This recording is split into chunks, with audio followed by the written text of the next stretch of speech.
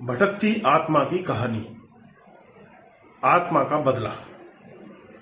एक बार एक crime reporter अपनी गाड़ी से कहीं जा रहा होता है, लेकिन अचानक उसकी गाड़ी के सामने एक आदमी बेसुध हालत में आकर के गिर पड़ता है। तभी अचानक से क्राइम रिपोर्टर को अपनी गाड़ी को ब्रेक लगा करके रोकना पड़ता है, लेकिन वह बहुत घबरा जाता है और उसको समझ में नहीं आता कि इतने सुनसान रास्ते में आखिर यह आदमी अचानक से कहां से अटपका। तभी वह हिम्मत करके गाड़ी से बाहर निकलता है और उस आदमी को उठाता है। तभी वह घबराए हुए रिपोर्टर को उसे बताता है कि कोई उसे जान से मारना चाहता है, इसलिए वह अपनी जान बचाकर भाग रहा था, लेकिन रिपोर्टर को उसकी बात पर भरोसा नहीं होता।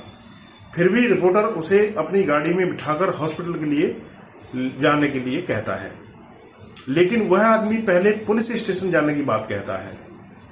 अब रिपोर्टर को थोड़ा उस पर भरोसा होने लगता है, लेकिन अब रिपोर्टर के दिल में यह ख्याल आता है कि क्यों न यह केस वह खुद ही सुलझा दे और बाद में पुलिस को इसकी इंफॉर्मेशन दे। और रिपोर्टर यहीं पर सबसे बड़ी गलती कर देता है, जो कि एक नए अध्याय की शुरुआत यहां से होती है इस कहानी में। अब तक रिपोर्टर को उस इंसान पर पूरा भरोसा हो चुका होता है और वह उसकी बातों में आ जाता है।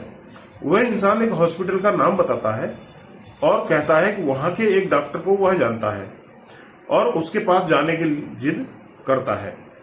तभी रिपोर्टर उसकी बात मानकर उसे वहां लेकर चला जाता है अपनी गाड़ी से।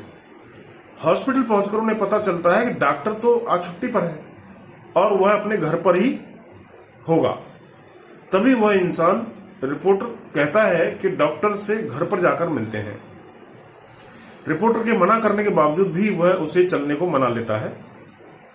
तभी दोनों डॉक्टर के घर के लिए निकल पड़ते हैं और जैसे ही घर पहुंचते हैं तो यह डॉक्टर रिपोर्टर को पहचान लेता है, मतलब उसकी पहचान का होता है। ये दोनों एक दूसरे को देखकर मुस्कुराते हैं, लेकिन साथ में आए हुए इंसान की आंखें लाल हो जाती हैं। उसके अंदर अजीब सा गुस्सा दिखाई देता है। डॉक्टर रिपोर्टर को घर के अंदर बुलाते हैं। डॉक्टर घर में अकेले ही होते हैं और इतनी रात को अचानक इनके आने से डॉक्टर को कुछ अजीब सा लगता है। फिर भी वह रिपोर्टर से पहले से परिचित होने की वजह से दिमाग पर ज्यादा जोर नहीं देते हैं। तभी रिपोर्टर डॉक्टर को सारी घटना बताते हैं, लेकिन डॉक्टर को फिर भी यह बात समझ नहीं आती कि यह आदमी उन्हें कैसे जानता है जो रिपोर्टर के साथ में आया है। तभी वह इंसान डॉक्टर के बारे में कुछ पुरानी बातें बताता है, जिसकी वजह से डॉक्टर को भी यकीन हो जाता है कि वह इंसान सच बोल रहा होगा। शायद डॉक्टर ही उसे भूल गए होंगे। अचानक डॉक्टर उठकर कहते हैं कि रुकिए, मैं आप लोगों के लिए चाय बनाकर लाता हूं। तभी वह आदमी कहता है कि आप रहने दीजिए, मैं ही चाय बना देता हूं, आप मुझे अपने किचन का रास्ता बता दीजिए। लेकिन डॉक्टर को यह अनुचित लगता है तो वह उसे मना करते हैं, लेकिन वह इंसान काफी जिद करने लगता है तो डॉक्टर को मजबूरी में उसे किचन तक ले जाना पड़ता है और डॉक्टर उसे चाय का सामान देते हैं और बाहर चले जाते हैं। तभी वह आदमी गैस का रेगुलेटर ऑन करके किचन की सारी खिड़कियां दरवाजे बंद कर देता है और थोड़ी देर बाद में डॉक्टर को आवाज देता है कि आपका लाइटर खराब है।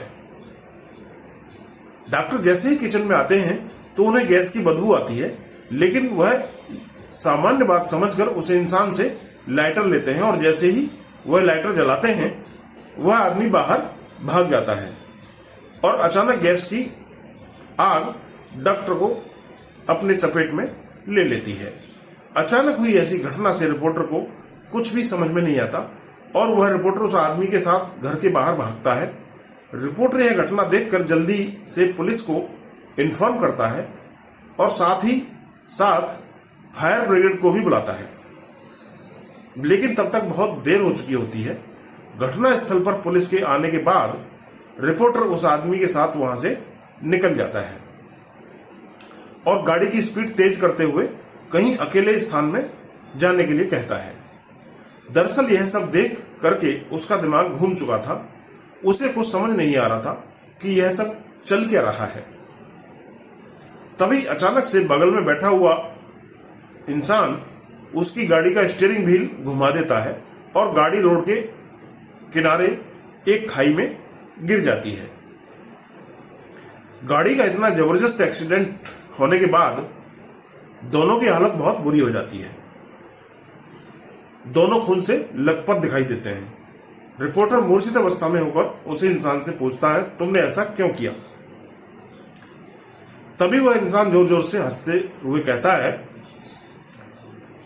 मेरा सोनू सो गया।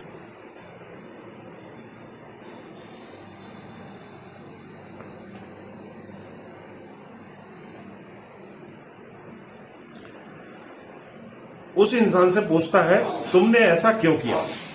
तभी वह इंसान जोर जोर से हंसने लगता है और रिपोर्टर से कहता है, मेरा सोनू सो गया। रिपोर्टर यह सुनकर के चकित रह जाता है, क्योंकि इस नाम से तो उसे उसकी प्रेमिका बुलाती थी, जो कुछ सालों पहले गुजर चुकी थी।